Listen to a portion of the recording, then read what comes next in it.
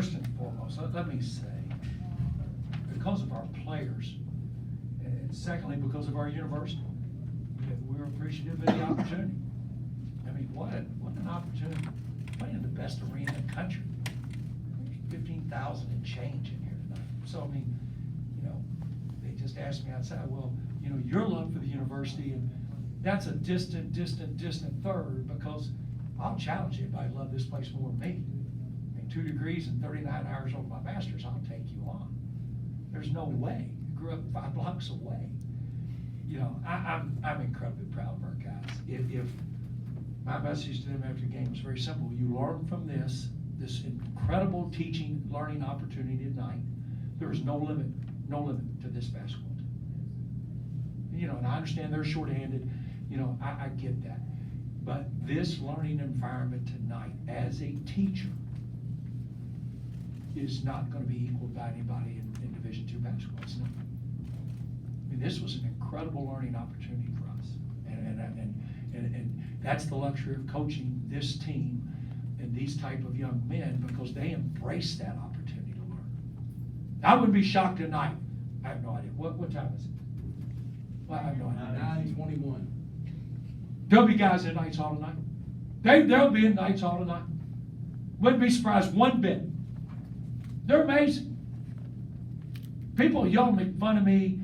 You know, he's so easy. Says it. And I am. I'm the luckiest coach who's ever coached any sport, any level. It's because of those players.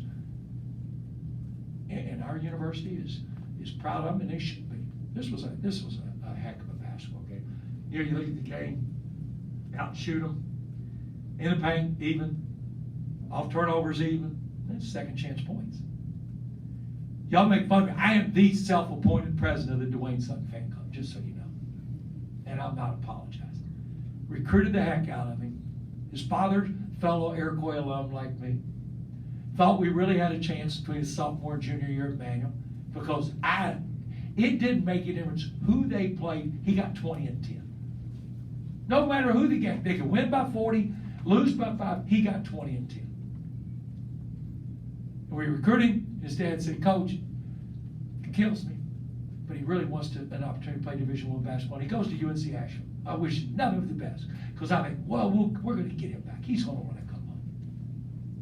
Next call I get is from Coach Patino. "Scotty, what do you know about this kid, Dwayne Sutton?" I said, "Coach, he is incredible. I mean, what's it, 2 minutes and 4 seconds to go or something, 2-point game?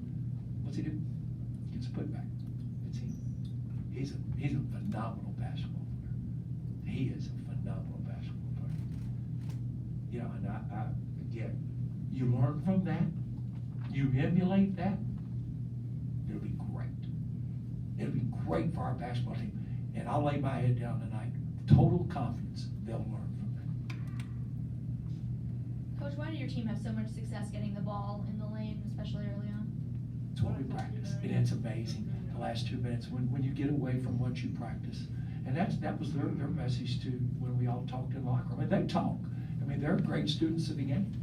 When we did what we practice, success follows. When you don't, you have problems.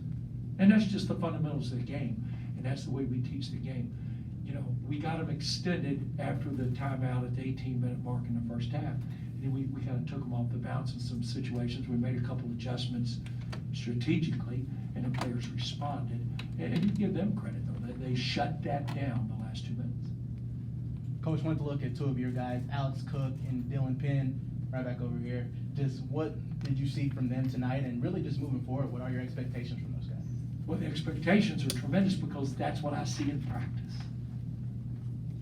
You know, confidence comes from one place and one place only, and that's being prepared.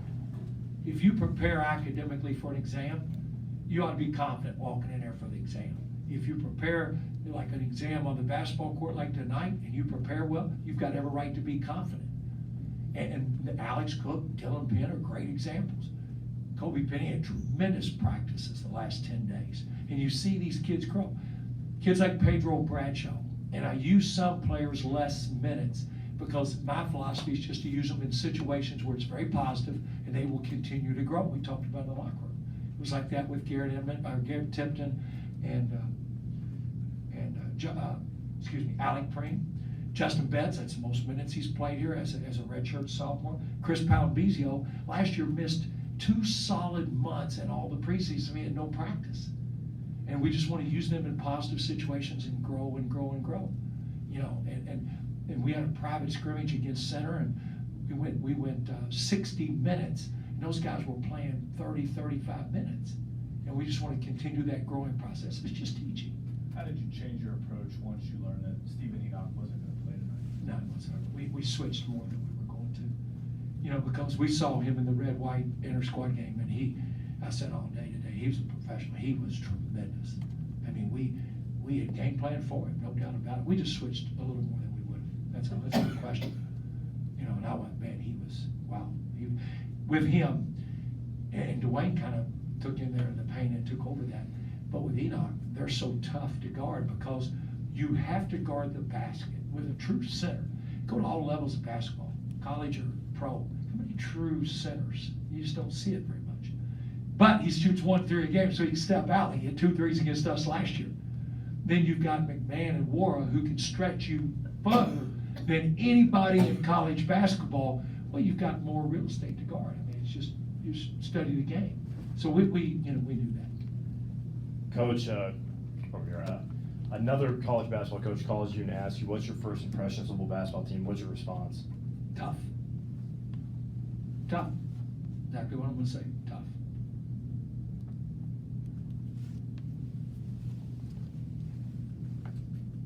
Where do you all go? Where do you all go from here, and what are your expectations for the rest of the season? We're going to be better tomorrow. I can tell you that right now. 3:30 practice tomorrow. We're going to be better.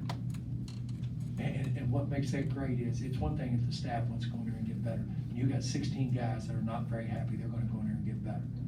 And we're going to practice 2 o'clock Thursday, bus at 4 o'clock, stop a little more than halfway on our way to Notre Dame, 11 o'clock walk through Friday, play at 7, and we're going to come back Sunday and we're going to get better again.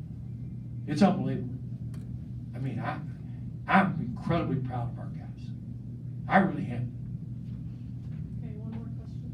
Thank you, Coach. What do you think about the NCAA announcing today that they're going to let players make money? It would take me 2 solid hours to answer that. What time did y'all say it was? 9? Do you realize we play Notre Dame Friday? If I stay here 2 hours, you know, there's too many questions. There's too many questions. And I looked at 4 bullet points when it came out. And, you know, the opportunity to play college basketball and use basketball is great. That's a great opportunity. That you can use that discipline for the next 40, 45 years of your life. What I'm scared of, just one answer, I think we're talking about a very minuscule number. In the big picture, there's over 1,100 Division I, II, III schools. I mean, we're talking about a little bitty number. We've got to work at this. It scares me. This, and I'm a traditionalist, so let that be said. But it scares me, and I don't know. And I'm all for the players. Don't take it the wrong way. I'm all for them. But you think of a 4-year education at an institution like Bellarmine, other than a home you buy and a medical catastrophe, signing that scholarship to come to Bellarmine probably erases the biggest expense in your life other than a home you'll buy. Think of that. That's a heck of an opportunity to use basketball. And I'll discuss it with anybody, anytime. And I will study it because I do care about this game, without a doubt. Anybody else? Everybody good? Anybody needs anything?